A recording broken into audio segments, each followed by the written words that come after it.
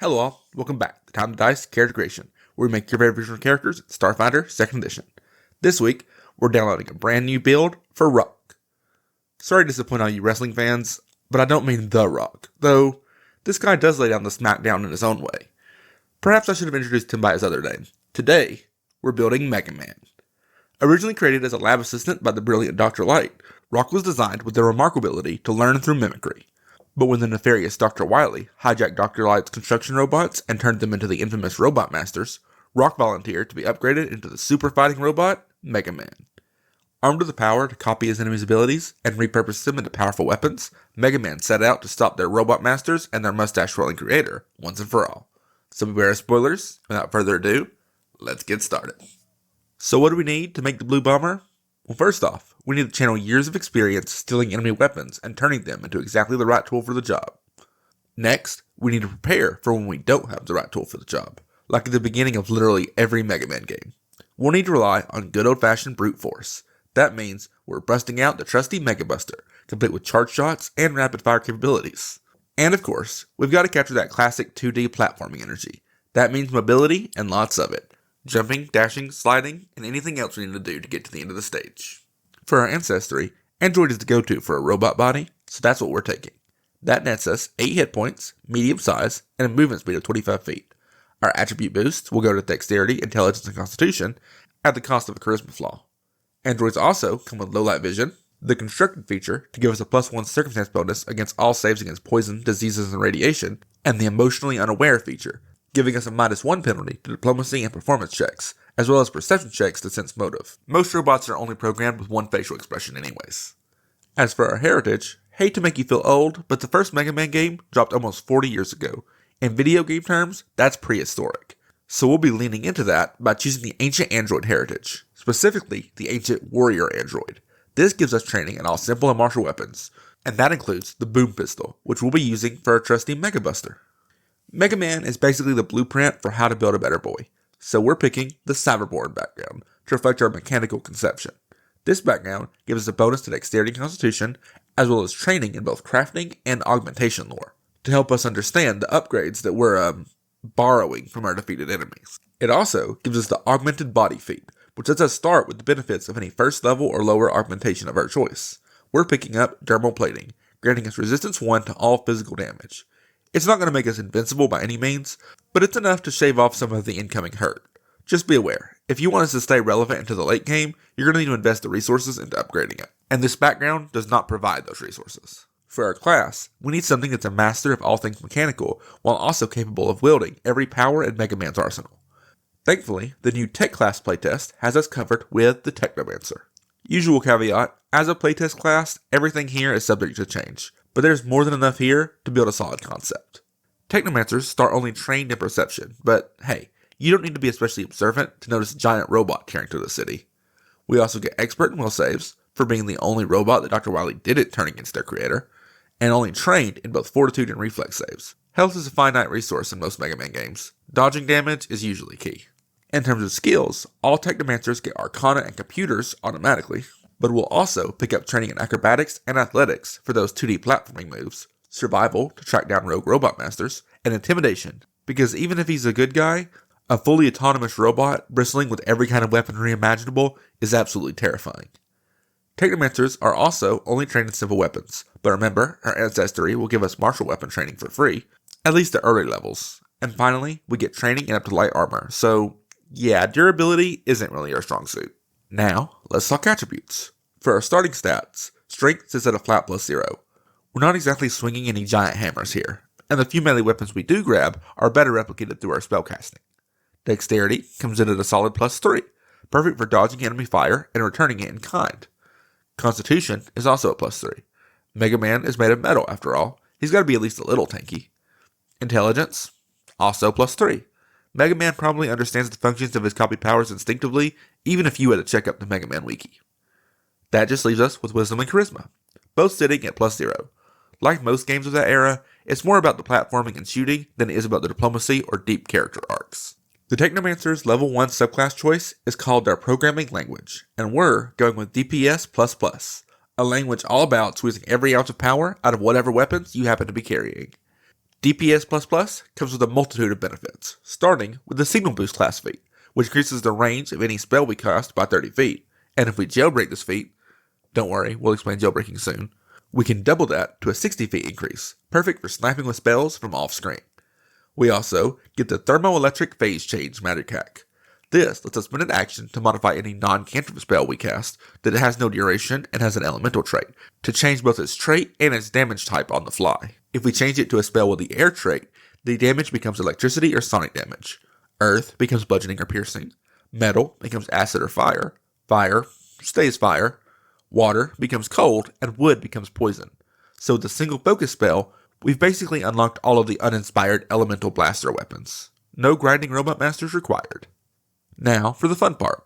What sets Technomancers apart from other casters is their ability to overclock their gear. If your most recent action was casting a non-cantrip spell, you can supercharge any piece of gear you're wearing, and get benefits based off of your programming language.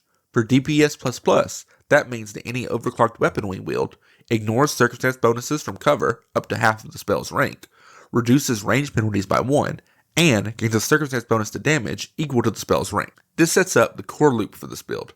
Cast a spell, overclock your Mega Buster, and then go to town with a souped up, one action, infinitely repeatable super attack. We also get an Ancestry feat, Quicken Processor. It boosts our reaction time with a +1 circumstance bonus to all perception checks we make for initiative, and a +2 bonus for all piloting checks we make for initiative. Old school Mega Man games are no joke. You're going to want those gamer reflexes dialed in. But to make things a little bit easier, we're going to get spells. But before we start picking them, we need to talk about our spell cache. Each programming language comes with a list of spells that we don't need to prepare ahead of time. Instead, once every 10 minutes, you can use a free action to swap one of your prepared spells for a spell from this cache. Alright, so let's dive in with our cantrips, the basic blaster tools of any Mega Man build. Ignition lets you make a spell attack roll to deal a bit of fire damage. Use it in a range like a typical fire blaster, or in melee where it upgrades from D4s to D6s, perfect for Mega Man 8's Flame Sword. Slashing Gust is your air shooter. Target up to 2 enemies with a spell attack roll, dealing slashing damage and persistent bleed damage on a crit. Also, even though this counts as 2 attacks, your multiple tap penalty doesn't increase until you finish both attacks. Needle Darts gives us a needle cannon, making another spell attack roll that deals piercing damage. But, since the needles can be made of any metal we have on hand, we can use this to exploit weaknesses or shut down enemy regeneration. Ray of Frost is a classic one target within 120 feet takes cold damage, and on a crit, it takes double damage and has its movement speed cut by 10 feet. Glass Shield can be used for just about any of the franchise's shield weapons. It grants a +1 bonus to AC, and automatically deals damage to anyone who tries to break that shield. This can be the Leaf Shield, the Jewel Satellite, Skull Barrier, pick your favorite. Now with our most basic arsenal set, let's take a look at our first rank spells. We'll start with Supercharged Weapon from our spell cache, letting us take 2 actions to buff the next strike we make with our Mega Blaster. It's not always the most efficient option. Usually, you'll probably just want to cast another spell for 2 opportunities to damage, rather than 1 opportunity to do a lot of damage. But if you like that high risk, high reward playstyle, then this is it. For our other first rank spells, we pick up Jump, aka Call Rush, to let us jump to any location within 30 feet. And as the spell heightens, Rush sticks around for even longer, to let us do it again for up to a minute. Ant Haul is our strong arm ability, letting us carry up to 3 extra bulk without penalty, and increases the maximum bulk we can carry by 6. And if that sounds a little bit too situational to be of assistance to you, well, that's the strong arm ability. And finally, Horizon Thunder Sphere gives us a Thunder Beam attack, letting us make a spell attack roll to deal electricity damage, and on a crit, dazzle the target. The real interesting thing here is that this spell gets more powerful the more actions you use to cast it. For 2 actions, it has a 30-foot range. For 3 actions, it has a 60-foot range, and deals half damage on a failed attack roll. And if we spend 2 whole rounds charging this attack, it impacts with a detonation that deals damage to everybody within a 10-foot emanation. That's a lot for level 1, but don't worry, level 2 is a little bit simpler.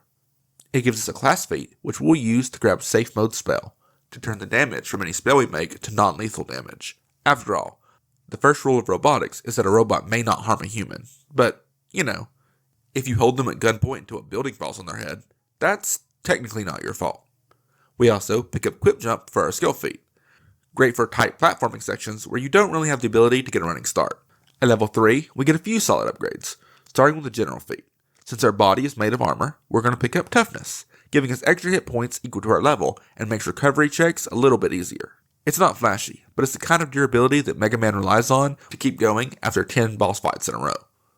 We also finally get that jailbreak feature I've been talking about. Now, when we're benefiting from overclocked gear, we can end that overclock as a free action to supercharge the next spell we cast, letting us apply a spell shape benefit we know, as well as amplify that spell shape to use the jailbreak effect, basically turning any regular blast into a charged up power move. We also get a skill feat, which we'll use to pick up Catfall, because Mega Man doesn't really have fall damage. As long as you don't land on the spikes, you're A-okay. This feat lets you treat all falls as 10 feet shorter, reducing any fall damage that we might take by 5 feet. Not quite invincibility, but it will save you from most mundane clumsy moments. And now, let's talk rank 2 spells. First up, our Spellcast spell, Caustic Conversion, lets us hit an enemy with a spell attack roll and infect them with flesh-eating nanites that deal acid damage, plus persistent acid damage each round as they get digested from the inside out. This, doesn't really have a clean Mega Man parallel. I'm gonna move on. Sea Surge summons a wave of water that travels up to 60 feet, knocking over light objects and potentially knocking enemies prone if they fail their fortitude saves. I figured we've gotten enough offense, we can maybe try some utility spells for a change. No? Still just want to blast things? Fine. Floating Flame is our version of the Scorch Wheel. Summon a Will of Fire, then sustain that spell to move it through enemy spaces, dealing fire damage on a basic reflex save to anything it touches. That good enough for you? Still no? Well, Scorching Ray gives us the Magnum Bazooka. Fire up to 3 separate spell attacks, each dealing fire damage to their own target. Big flashy numbers, satisfying spread damage, what more could you want? At 4th level, our Technomancer class feat is Counterspell, letting us shut down the enemy's spell with a spell slot of our own if we have the same spell prepared. That's not super on brand for Mega Man, since he usually doesn't get the enemy's power until after he beats them, but this feat serves as a stepping stone to some other feats that fit way better down the line. For now though, we'll pick up the Arcane Sense skill feat, giving us a magical 6th sense that lets us detect nearby spells. It's admittedly less useful in Starfinder than in Pathfinder. Superpowers here can be from tech, not just from magic, but since we're treating spells as tech for this build, that means by our logic, tech is magic. So that means in the Mega Man world, this lets us scan for Robot Masters. At 5th level, Technomancers get a solid defensive boost with Reflex Expertise, bumping up our reflex saves to Expert. Look at you, dodging shots. When did you get good at video games? We also get an Ancestry feat. And since by this point, marshals are probably starting to outdamage us with our increased proficiency with guns, we'll pick up the Advanced Targeting System feat to let us cast Sure Strike once per day as an innate spell. Take that, marshals, with your consistent 10% accuracy boost to every strike. We get a one-time reroll that has to be declared before the roll and is wasted if the first stack would hit anyways, and can only be used once per day. Yeah, maybe we should lean a little bit harder into spellcasting. Speaking of which, this level gives us rank 3 spells, starting with our spellcast spell, Electro Tether, which doesn't exist yet. Yeah, this was put in the playtest booklet, but I can't find anywhere where it actually tells us what Electro Tether does, so yeah. Moving on, Flash Fire lays down a burst of flame that leaves a battlefield covered in hazardous terrain that hurts enemies that try to move into it, as well as providing concealment for creatures on either side. Think of it as your very own Napalm Bomb. Wooden Double, with a little bit of reflavoring, gives us a Leaf Shield. Summon a magical decoy that blocks attacks and lets you step out of the line of fire. This is a solid defensive utility option. And of course, Fireball. A big boom, 20-foot burst of fire damage. You know the drill. Call it a flash bomb or whatever weapon you like. This is your crowd clear. At 6th level, we have the Pirate Spell feat, and it's a perfect fit. Whenever you counterspell an enemy's magic, you don't just cancel it, you steal it, adding it to your spell cache so that you can swap it in later. Stealing enemy powers is literally your main thing. It's Mega Man's core mechanic. Do this as often as you can. Almost as often as you use your new skill feat, Powerful Leap, giving us an extra 5 feet distance on all jumps. That may not sound like much, but in a platforming world, 5 feet can be the difference between solid ground and an endless pit. At 7th level, we grab the Fleet General feat, giving us an extra 5 foot of movement speed. It's a speedrunner's best friend. Okay, technically most speedruns are more about frame-perfect jumps and exploiting collision bugs than just walking faster, but hey, if you can do that and walk fast, do both. We also become an expert spellcaster, raising our spell DCs to expert proficiency. That means our spell attack rolls just got a lot harder to dodge. Speaking of spells, we get access to 4th rank spells, and our spell cache is Hydraulic Torrent, forcing a foe to make a fortitude save or take bludgeoning damage and get pushed back. It's basically the direct upgrade of Sea Surge, but with a more narrow line. Airlift is our tornado hold ability, letting us lift ourselves and allies up to higher ground for evading enemies, gaining a tactical advantage, or just finding hidden loot. Draw the Lightning calls down a bolt of lightning to strike a target, dealing damage, and supercharge our Mega Buster. For the next strike we make each turn with it, we deal an extra d12 of electricity damage. Lastly, we gain Paralyze, which can represent a spark shot from Mega Man. Not only can we freeze foes in place, but now we can use any weapon at our disposal to take them out, allowing even more versatility than the actual game provides. At level 8, the Split Tunneling feat essentially turns all of our attacks into spread shots. Any spell attack roll we make now hits 2 targets instead of 1, dealing half damage to the secondary target. And it gets better. If we jailbreak this feat, if our spell fails to hit the primary target, we can switch the secondary target to the primary position, dealing full damage to the new target. This lets us target a boss and their minion, and even if we fail to hit the boss, we're not wasting that DPS. Call it DPS plus plus? We also grab Quick Recognition, letting us figure out what abilities our foes have up their sleeves, and whether it's worth the weapon energy to steal it. At level 9, we grab the Internal Respirator feat, allowing us to hold our breath for up to an hour. That should be more than enough time to clear any underwater levels. We also get Magical Fortitude, boosting our Fortitude saves to Expert, and 5th rank spells. Impaling Spike is our spellcast spell for this rank, summoning a large spike to impale our opponent. While this doesn't quite match anything specific from Mega Man, it's a cool addition. We also get Forceful Hand, representing the hard knuckle, letting us launch our hand to block incoming attacks and deal damage to enemies. Overload Systems to target all creatures within a 30-foot emanation, dealing damage and causing anything with a tech trait to become glitching on a failed will save. I wonder if robots have the tech trait. And finally, we'll pick up Summon Robot here, so that we can summon a robot ally to fight alongside us, whether it's Rush for a mount, a Robot Snake to hunt down enemies and deal damage, or Robot Bees to hunt down enemies and deal damage in the air. We now have an array of mechanical minions to aid us in battle. At level 10, we pick up the Greater Magic Hack feat to gain access to the Overclocked Brain focus spell. This turns us quickened for a minute, granting us an extra action each round that we can only use to strike. Remember, even if we're not as accurate as a martial character, if we cast a spell that doesn't have the attack trait and then follow up with a strike, we avoid multiple attack penalty, meaning we often end up more accurate than a martial who spent their entire turn unloading on an enemy. We also grab the Assurance Arcana skill feat, letting us automatically succeed at identifying magical abilities and effects without rolling, as long as that ability was low level enough that we would identify it on a roll of 10. 11th level Technomancers get Perception Expertise, increasing our perception proficiency to Expert, and Weapon Expertise, boosting our proficiency with simple weapons, which would normally mean it's time to put away our boom pistol for good. Unless we took the Weapon Proficiency General feat to boost our martial weapon proficiency to Expert as well, which we did. And it's a good thing too, because who would want to rely on spells like Disintegrate, which deals devastating damage if you land a spell attack roll and your target fails a Fortitude save, or Flame Vortex, which calls down a pillar of fire that you can move around the battlefield, burning everything it touches, or Force Barrage, launching homing missiles that automatically hit, or even Flowing Strike, letting us charge kick to combine both mobility and offense into one efficient maneuver. Yeah, we better stick with the Lemon Launcher instead. Level 12, we pick up Clever Counterspell, letting us use our counterspell action even if we don't have the exact spell prepared.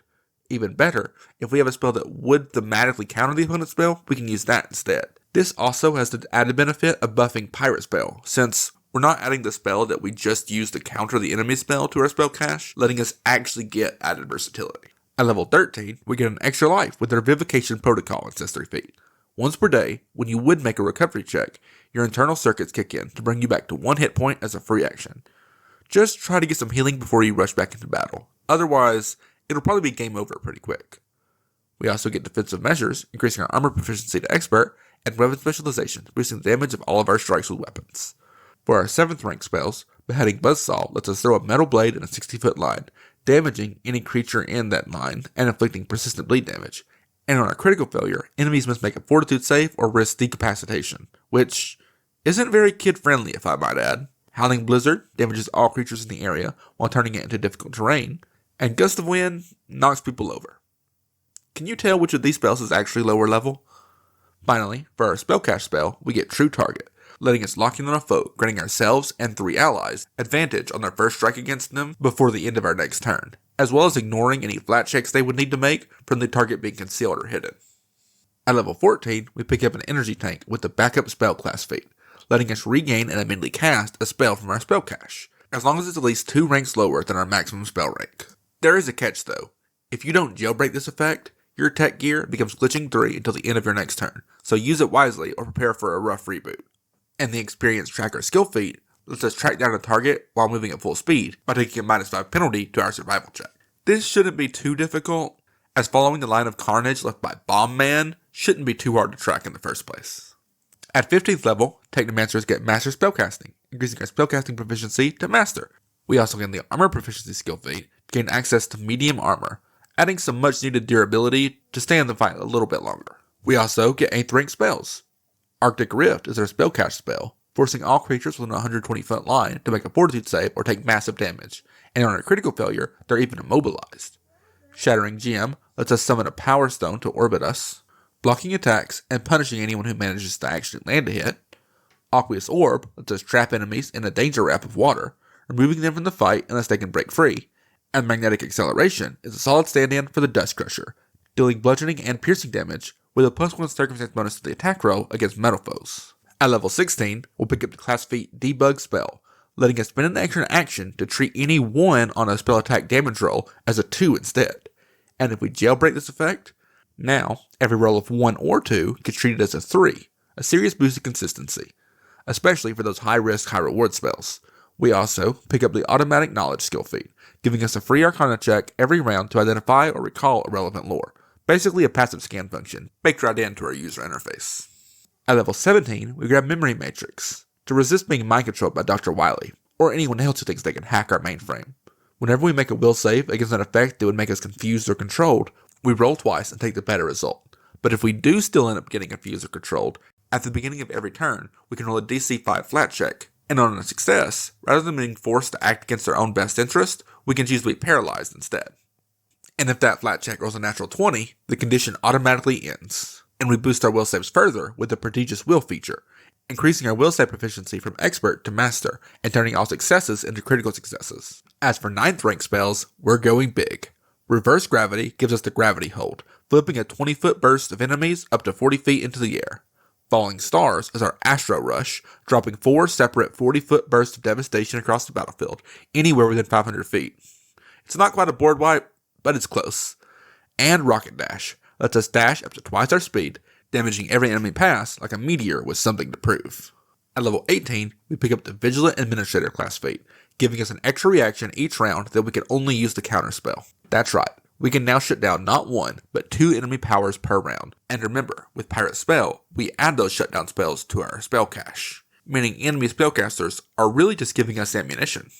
We also get the Wall Jump skill feat, letting us make a second jump whenever we end a first jump next to a wall. This is good for finding hidden collectibles, dodging attacks, or just trying to look stylish. At level 19, Technomancers become legendary spellcasters, giving us legendary proficiency with spellcasting. We are now the undisputed masters of turning other people's powers against them. We also grab the Incredible Initiative General feat, granting us a +2 circumstance bonus to all initiative checks. Going first can be the difference between victory and defeat, especially in a gunfight. Finally, we get Administrator privileges at this level, granting us a 10th rank spell of our choice, which we'll be filling with the Time Stop spell, freezing the world for 3 rounds of preparation. Just remember, creatures are immune to damage during Time Stop, so this isn't a free nuke button, it's your free, I need to get my life together button. At level 20, we grab the Auto Spell Shaper class feat, allowing us to use all of our Spell Shaper feats as a free action. This opens up our action economy to focus on what truly matters, blasting enemies to oblivion with our Mega Buster. And we will wrap up this build with a Combat Hack skill feat, enabling us to make a computer's check to hack an adjacent creature, hazard, or item with a tech trait. This grants the target glitching 1 or glitching 2 for a round on a critical success. Hacking into enemies is more of a Mega Man.exe ability, but Mega Man's pretty good with tech too, considering he is tech. But that's a wrap on our Mega Man build. Whether you're launching energy blasts, summoning allies, or counteracting foe spells to use them yourself, this build ensures that you'll always have a way to stay ahead of the game. If you enjoyed this build, don't forget to hit that like button, subscribe, and ring the bell to stay updated on all the latest builds and guides. And as always, drop a comment below with any questions, suggestions, or builds that you'd like to see next. Until next time, keep rolling high, and we'll catch you in the next one.